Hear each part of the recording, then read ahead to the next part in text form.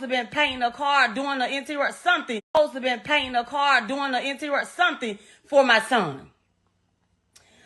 Me and Jay had already been up. We had been up all night, all freaking night, because of another situation that happened. I'ma just say it like that. Okay, we didn't even get up to that evening. Well, when Jay's dad came, and everything happened real quickly. Jay's dad came by the house with these two other gentlemen. Well, Jay was gonna pay the guys. Was supposed to be giving them money to do whatever work he was gonna have them do. I don't fucking know. And the money, he had got $8,000 out of the $10,000 band. He left $2,000 sitting on the bed. He had told me he was finna, pay the guys. He finna holler his daddy for a minute. Okay. Now, I told my daughter. My daughter was 12 years old. 12 years old at the time. Jay went outside with his dad. All this happened real quickly because Jay wasn't even outside 20 good minutes. Well,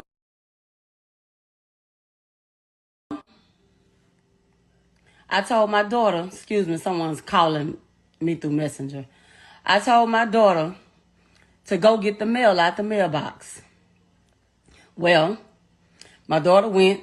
Jay, his father, and the two other gentlemen, all four of them were sitting on the porch. My daughter went out there, got the mail. She came back in the house. When she came back in the house, I met her at the door, was getting ready to walk up the little stairway. Within that brief time, by the time we hit the front room, all I heard was doo-doo-doo-doo-doo. And I just looked, and I immediately took off running to the side door. Well, by the time I made it to the side door, my son was already coming through the motherfucking door. He pushed me against the wall. I hit the wall. He swung over and he said, "Mama, close the door." So I heard him close the door. When I'm locking the door. I'm like, what the fuck is going on? And when I turned and looked, all I seen was my son standing there with holes all in his body. Of course, as a mother,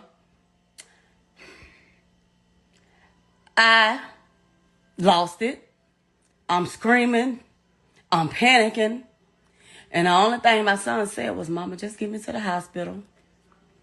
We both walked in my room. I'm trying to find my keys. I done emptied my whole purse on the floor. My daughter's in shock. She's standing there screaming to the top of her lungs. He never cried out. He never screamed. He never panicked. He said, "Mama, get me to the hospital." By this time, I hear a knock at the side door. So I peek around, and it was his dad at the door. Well, when all this happened, his dad had a chick with him.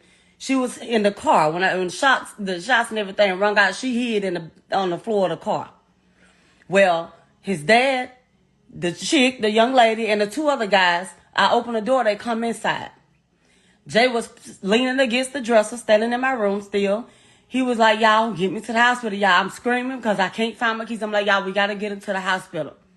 Well, Jay walked away from my dresser, and then by this time, he just kneeled. He took a knee on the floor. He was like, "Y'all, come on, get me to the hospital." And he just laid out on the floor. So, I'm screaming. And I'm going to say this.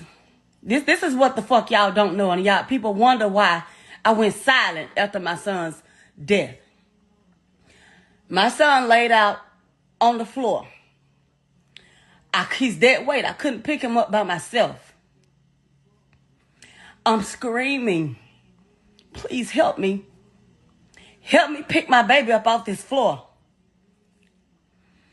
I grabbed my son by the legs. His dad was standing there. His dad got shot in the leg. That was it.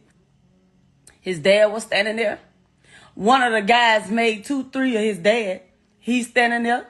The other white man that was with him, he just pacing back and forth. They just stood there and looked at me without a care in the fucking world.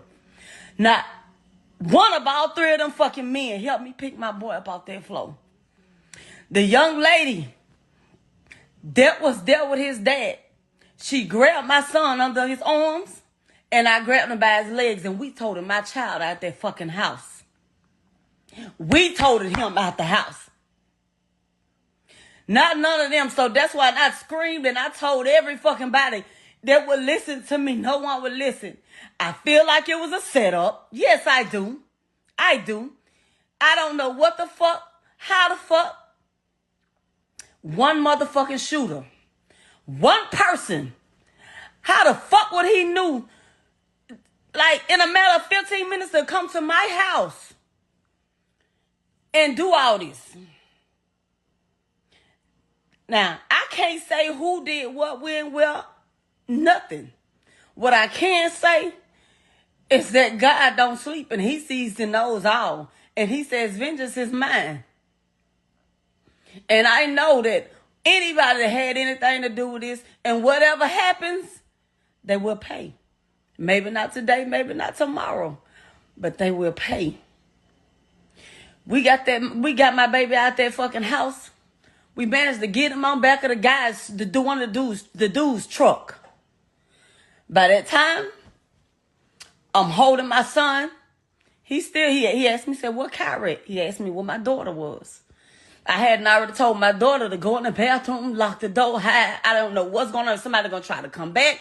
No, nothing. All this shit happens quickly. He asked me what my daughter was. He said he wanted some water. He was like, Kyra. I said, she in the house, baby. I said, just hang in there. Fight. Just hang in there. I'm holding my child. He still didn't cry out. He looked up at me. He said, Mama. He smiled. He said, Mama. He kissed me on my jaw, my left cheek. He said, Mama, I love you, but I'm not going to make it. Put yourself in my shoes. For anybody that is a parent active, put yourself in my motherfucking shoes. How would you feel? You know what I'm saying? And you know, this is not some shit that I normally do, because I ain't got no business. It's going to be 3 years. I ain't got no business on here crying and doing all this on social media.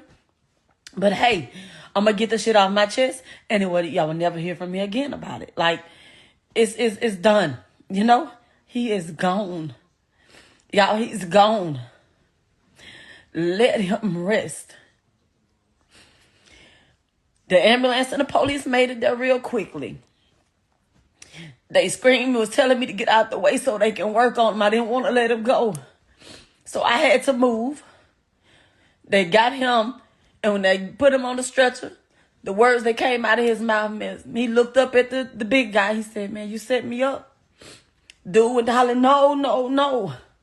Well, they got him in the ambulance and stuff. I don't even know how the fuck I ended up on the ground. I don't even fucking know. It's just a lot was going on.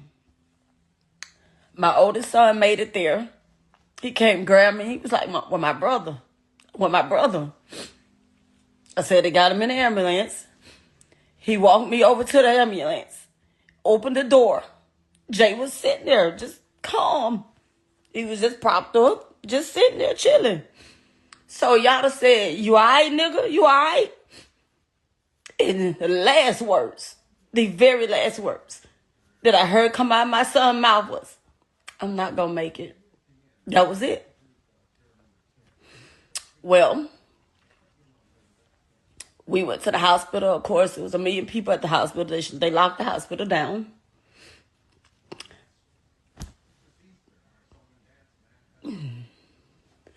They wouldn't let nobody in there. I'm in the hospital. They wouldn't even let me in the back with him. Thank God Cody's mom was there, one of the ER nurses that day. She came in there, came out in the waiting area. She was like, Tish, your baby's okay. Your baby's okay. He's talking, you know. He wanted to FaceTime you and his baby, but she said, I don't have my phone on me. My biggest thing was I was upset because the whole time, my baby, I felt like he might have even felt like he was in that hospital alone, and I was there But they wouldn't let me in there. Jay lived about 7 hours after that. They had to take him into surgery. Jay had many shots. He had many shots.